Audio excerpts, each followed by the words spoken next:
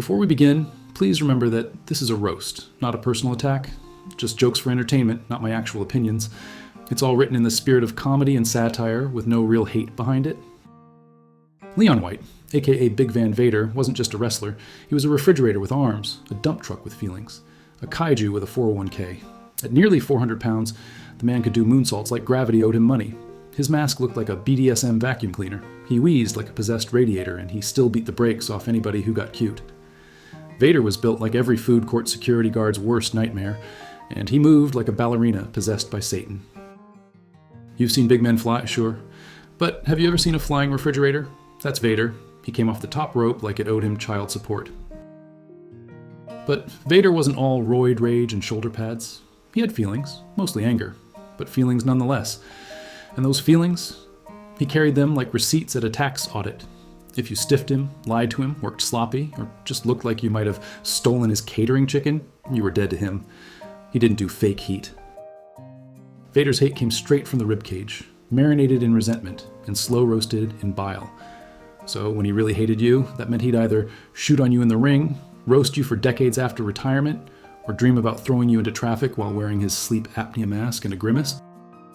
We're talking real hate, the kind of hate you don't just tweet about, the kind of hate that bubbles up when your opponent hits you with a potato and then giggles.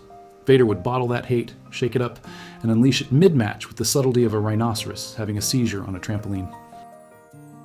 Today, we're counting down the 5 real-life wrestlers Vader hated like his tights hated his thighs. These weren't storyline feuds. This was pure, unfiltered, locker room loathing. This was Vader giving interviews 20 years later like he was reading from his personal burn book. These men didn't just cross him, they made him want to relocate their spines to the third row. Bam Bam Bigelow looked like if a Hot Wheels car did meth and joined a biker gang, covered in flames, tattooed scalp, built like a busted propane tank, and somehow he moved like gravity had a grudge against him.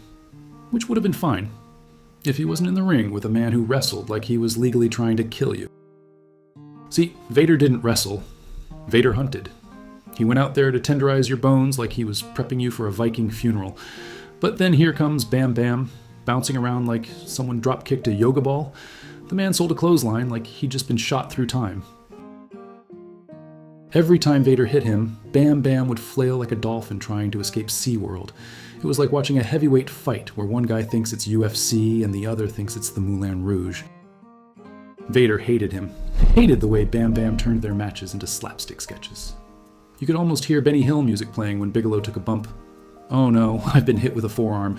Time to cartwheel into the third row, do a flip, crash through a nacho stand, and then dramatically die like I'm in Les Miserables. Vader's watching this go down like, is this man bleeding internally or auditioning for Cirque du fucking Soleil? Backstage, tension so thick you could grill steak on it. Vader's pacing like a zoo animal while Bam Bam's sitting there happy as a pig in heat, probably talking about how fun that match was. Fun? Vader just lost 5 years off his life trying to convince the audience he wasn't teaming with a damn trampoline. And Bam Bam? He's none the wiser. He's the kind of guy who'd crash your car into a ditch and say, hey, at least we got a story out of it. The worst part? Bam Bam was good. Vader knew it, couldn't stand it. Bigelow could actually work, which made his buffoonery even worse, like watching a brain surgeon use a chainsaw because he thinks it's more exciting. It's not exciting, it's a war crime with music. Vader wanted his opponents to look like they'd just survived a hostage situation. Bam Bam made it look like an off-Broadway production of The Hunger Games, and for that, he earned Vader's hatred. Every flippy-dippy, oversold circus act second of it. Bam Bam Bigelow, the first man in wrestling history to take a body slam like he was re-entering the Earth's atmosphere. Vader never forgave him, not because he was bad, but because he was too good to be this annoying. Paul Orndorf was the kind of man who looked like he shaved his chest with a cheese grater and used the blood to oil his mustache. He was built like a G.I. Joe action figure that's been microwaved just long enough to give it opinions. Mr. Wonderful? More like Mr. Unbearable if you ever spoke to him for more than 45 seconds. Vader hated him, not in the I'll kill you in the parking lot way, more like the I'll put you through a wall and then explain why it was your fault kind of hate. And he wasn't wrong. Orndorf had what we in the UK call resting backstabbing face. The kind of man who'd shake your hand, nod politely, and then sell your kidneys on eBay before you made it back from Gorilla. He once sucker-punched Vader in flip-flops. Flip-flops. You have to really hate a man to try and throw hands dressed like you're returning a margarita at a sandals resort. That's not a fight. That's a passive-aggressive spa day turned felony. But let's be honest, punching Vader while wearing beach shoes is about as smart as headbutting a vending machine because it ate your crisps. It's bold, it's brave, and it's profoundly fucking stupid. See, Orndorf was one of those old-school respect-the-business types, which is hilarious because he spent half his career acting like a petty ex-girlfriend with delts. He talked like a veteran, but moved like a guy who'd just heard the words hip replacement and whispered, "Yes, please." He thought Vader was lazy. Vader thought Orndorf was jealous, and the only thing stiffer than their matches was Orndorf's spine, probably from carrying that ego around like a sack of wet cement. There's a famous locker room story where Orndorf blasts Vader. Vader no-sells it like a hurricane hitting a lighthouse, and the whole roster just stands there watching like, yep, this is how we lose catering today. Vader was later asked if he wanted to make peace. He said, and this is almost a direct quote, "I'd rather hug a cactus than shake that man's hand." Paul Orndorf, the kind of guy who'd stab you in the back, then complain the knife was too dull. Stan Hansen didn't just knock Vader's eye out of its socket. He punched it so hard, Vader probably started seeing the future and realized it was going to be full of bad decisions. Hansen was like a drunk rhinoceros on steroids with a vendetta against eyeballs, and Vader was just unlucky enough to be standing in front of his fist. Imagine getting hit so hard you spend the next few months looking like you're auditioning for Pirates of the Caribbean 10, The Masked Wrestler. Stan wasn't just a wrestler, he was a biological weapon, the kind of guy who made security guards nervous just by blinking. When Hansen threw a punch, it wasn't a punch. It was a demolition derby with your face as the crash test dummy. Vader hated Hansen, not just because he was a legit bruiser, but because Stan made him feel vulnerable. Like suddenly the big guy had a glaring design flaw. The man who could moonwalk from the top rope suddenly had to squint like he was trying to read fine print on a contract he was about to burn. And let's be honest, getting your eye knocked out by Stan Hansen, that's less badge of honor and more, why did I trust a cowboy who looks like he fights bears for breakfast? Vader's hate wasn't just physical pain, it was existential dread wrapped in a cowboy hat. Vader hated Vince McMahon like a vegan hates a barbecue joint, with pure, unfiltered contempt that could curdle milk and kill houseplants. Why? Because Vince saw Vader not as a powerhouse, but as a paycheck with legs, a walking paycheck with a mask and a bad attitude. To Vince, Vader was the guy they booked to get crushed for star-making baby faces, which is corporate speak for, you're a giant hired punching bag. Imagine being the human equivalent of a wrestling piñata, only instead of candy, you got body shots and contract cuts. Between 1996 and 1999, Vince pulled the kind of crap that made Vader look like he was working for a used car salesman with a fetish for discount masks. He had Vader on a contract but barely knew the man, which is like signing a top-tier draft pick and then benching him to watch soap operas.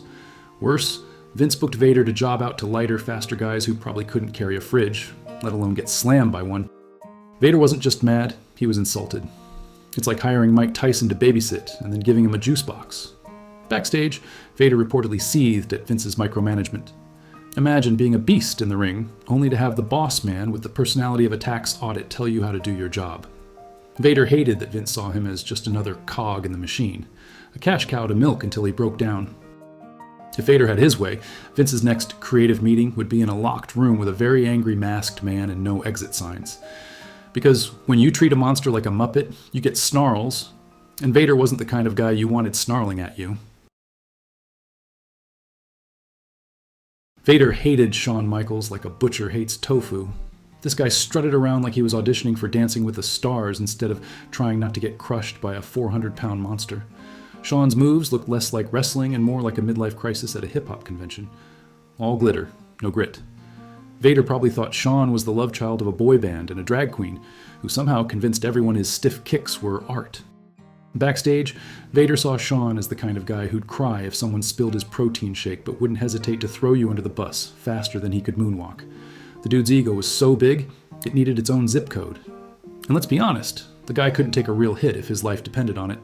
Every stiff punch from Vader was met with a performance so dramatic, it could have won an Oscar for Best Fake Injury. So, here's the classic moment. Vader botches a spot, and Shawn Michaels, Mr. Perfect, decides the best way to teach him a lesson is to stomp on his head like he's trying to crush a bug. Except the bug's a 400-pound flying refrigerator. That stomp wasn't a gentle reminder, it was a message in boot-shaped Morse code. You messed up, and now you're gonna feel it, big guy. Imagine that for a second. You're Vader, built like a brick wall with a black hole in your chest, trying to execute a move that feels like defusing a bomb with oven mitts, and Shawn turns into Godzilla and squashes your head like it owes him money. That stomp wasn't just a correction, it was a power play. Shawn's way of saying, don't fuck up my choreography or I'll turn you into a pretzel. And that stomp, it wasn't forgotten. Vader never forgot. Because in wrestling, when you get stomped by the showstopper, it's less about the pain and more about the insult. You don't just get your leg crushed, you get your pride stomped into the mat with it. So that's the roster of Rage, a lineup so toxic it makes radioactive waste look like bubblegum. We're talking about the walking disasters, the puppet masters, the floppers, the pretty boys who sting like a slap, and the cowboys who will rearrange your face like a Picasso painting gone wrong. Vader wasn't just a bruiser. He was a man who kept grudges tighter than spandex on a humid day. These guys weren't just disliked, they were hated, roasted, and tossed aside like last year's protein shake. If Vader's hate was a wrestling move, it'd be a powerbomb through your ego and self-respect. So hit subscribe, smash that like button, and whatever you do, don't get on that list. Because if you do, history might just deliver a stiff punch from a man who made the ring his personal vendetta playground. Thanks for watching.